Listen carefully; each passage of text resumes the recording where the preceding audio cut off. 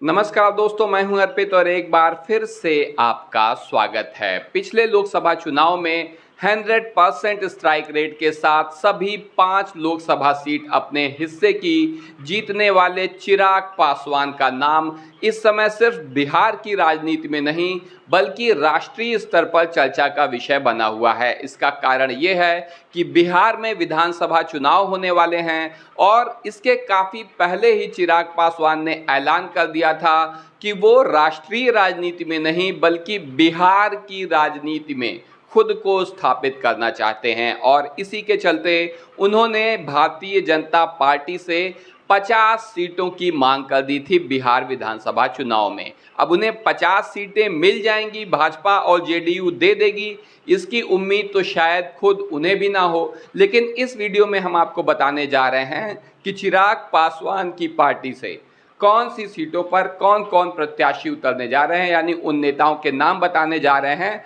जिन्हें चिराग पासवान टिकट देने जा रहे हैं। तो आइए चलिए शुरू करते हैं। सबसे पहला नाम जो है वो आप देखिए अरवल सीट से आ रहा है। अरवल विधानसभा सीट से चिराग पासवान ने अपने प्रत्याशी को उतारने का फैसला कर लिया है। जेडीयू और भाजपा को अच्छी तरह से बता दिया है कि ये सीट हमें चाहिए ही चाहिए और सुनील यादव अरवल से चुनाव लड़ेंगे चिराग पासवान की लोजपा के टिकट पर। ये बात अब लगभग कंफर्म है, काफ़ी मजबूत प्रत्याशी हैं और यहाँ पर पिछले विधानसभा चुनाव में भी अच्छा प्रदर्शन किया गया था।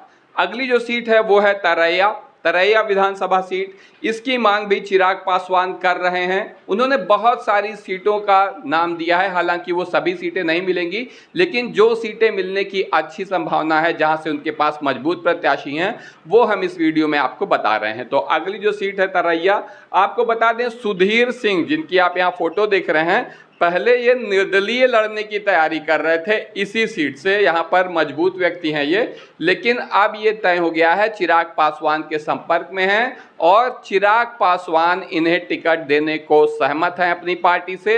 और पूरी इस बात की संभावना है कि सुधीर सिंह चिराग पासवान की पार्टी से चुनाव लड़ेंगे इस विधानसभा सीट पर। अगली जो सीट है उसका नाम है गायघाट की सीट से एक बार फिर से आप देखेंगे कि कोमल सिंह एलजेपी से चुनाव लड़ेंगी। पिछली बार भी इन्होंने बहुत अच्छा प्रदर्शन किया था, एलजेपी से ही लड़ी थी लेकिन जीत नहीं पाई थी। लेकिन पिछली बार की बात अलग थी। आपको बता दें कि एलजेपी पिछली बार चिराग पासवान कह रहे थे हम मोदी के हनुमान हैं, डायरेक्ट वो एनडीए गठबंधन में नहीं थे, ज़्यादातर उन्होंने नुकसान पहुंचाया था जेडीयू को। और इस बार लेकिन वो सीधे एनडीए गठबंधन से साथ जुड़ेंगे, तो एनडीए का वोट यानी भाजपा का वोट और काफ़ी हद तक जेडीयू का वोट भी उनको मिलेगा और ऐसे में ज़बरदस्त प्रत्याशी बन जाएंगी कोमल सिंह। इनका टिकट भी लगभग कंफर्म है। लगभग क्या, देखो 100% तो कहना नहीं चाहिए, लेकिन 90-95% कोमल सिंह ही गायघाट सीट से चुनाव लड़ेंगी एलजेपी के टिकट पे, इसमें कोई संदेह नहीं है। अगली जो सीट है महुआ बहुत ही महत्वपूर्ण सीट है बिहार की राजनीति में।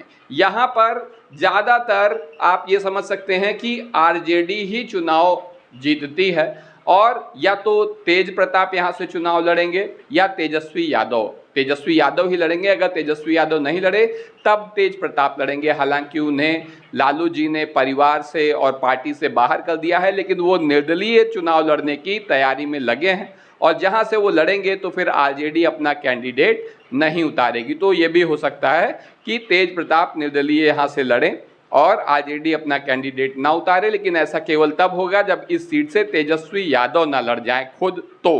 तो ऐसे में यहाँ पर एनडीए की उम्मीद कम है कि वो चुनाव जीत पाए। भाजपा और जेडीयू तो बिल्कुल ही नहीं जीत पाएगी। अगर कोई यहाँ पर लड़ सकता है तो वो एलजेपी ही है। यही वजह है कि एलजेपी को ये सीट मिलनी तय है और संजय सिंह इस सीट पर चुनाव लड़ेंगे एलजेपी के टिकट से। ये बात भी पूरी तरह से अब लगभग कंफर्म है। जीतेंगे या नहीं जीतेंगे, आपकी जो भी राय हो कमेंट करके इन प्रत्याशियों के बारे में ज़रूर बताएं। अगला जो सीट है वो है सोनबरसा की सीट। सोनबरसा के बारे में देखिए मैं आपको साफ साफ बता देना चाहता हूँ कि यहाँ पर मिलेगी तो इनकी पार्टी को, एलजेपी को ये सीट मिलेगी, इसकी पूरी संभावना है। लेकिन अभी प्रत्याशी का नाम फाइनल नहीं हो पाया है। यही वजह है कि हम कोई यहाँ पर तुक्का लगाना नहीं चाह रहे हैं, इसीलिए प्रत्याशी का नाम नहीं बता रहे हैं। लेकिन आप इस सीट से चुनाव लड़ते हुए देखेंगे एलजेपी को ही। अगली जो सीट है अलौली विधानसभा सीट, अगर हम आपको बताएं तो यहाँ से यशराज पासवान चुनाव लड़ेंगे और अब तेजस्वी यादव से इनके अच्छे संबंध हो गए हैं, ऐसा कहा जा रहा है। और ये तेजस्वी यादव की पार्टी से टिकट लेकर चुनाव लड़ने की तैयारी में है। इस सीट पे जीत पाएंगे कि नहीं जीत पाएंगे आप कमेंट करके बता सकते हैं। अगली जो सीट है ये है चकाई विधानसभा सीट। चकाई विधानसभा सीट भी काफ़ी चर्चा में रहती है और यहाँ से रविशंकर पासवान चुनाव लड़ने जा रहे हैं एलजेपी के टिकट पर। ये बात भी अब लगभग कंफर्म है। आपको बता दें कि पासवान वोट बिहार में अच्छी खासी संख्या में मौजूद हैं और ये सभी वोट तेजस्वी यादव चाहते हैं कि अपने पास ले आएं।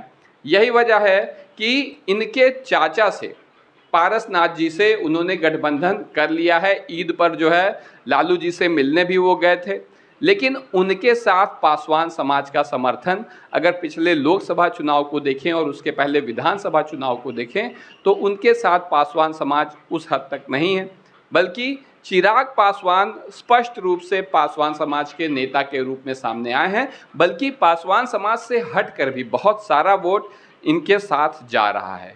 तो ऐसे में अब इस बार कैसा प्रदर्शन रहेगा, कितनी सीट जीत पाएगी इनकी पार्टी, आप कमेंट करके हमें बता सकते हैं। लेकिन इस सीट पर रविशंकर पासवान का टिकट कंफर्म है।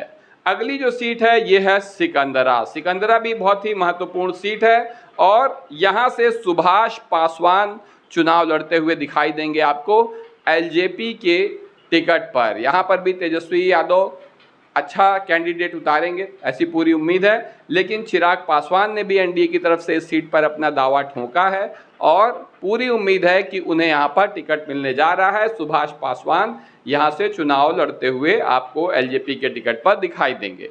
अगला जो सीट है वो है गोविंदगंज की अगर बात करें तो यहाँ से राजू तिवारी चुनाव लड़ते हुए दिखाई देंगे आपको एक बार फिर एलजेपी के टिकट पर, यानी चिराग पासवान के टिकट पर। यहाँ पर अगर प्रत्याशी भी ठीक मिल जाता है, क्योंकि 100% स्ट्राइक रेट से चिराग पासवान ने लोकसभा चुनाव जीता है, जो कि मामूली बात नहीं है। खुद भारतीय जनता पार्टी भी अगर बात करें तो अचरज में है कि भाई ये एक तगड़ा स्टार बिहार की राजनीति में आया है। हालांकि अब अगर देखिए कि हर चुनाव अलग होता है, तो अब ये विधानसभा चुनाव में क्या होगा ये देखने वाली बात होगी। अगली जो विधानसभा है ये है रफीगंज विधानसभा। तो रफीगंज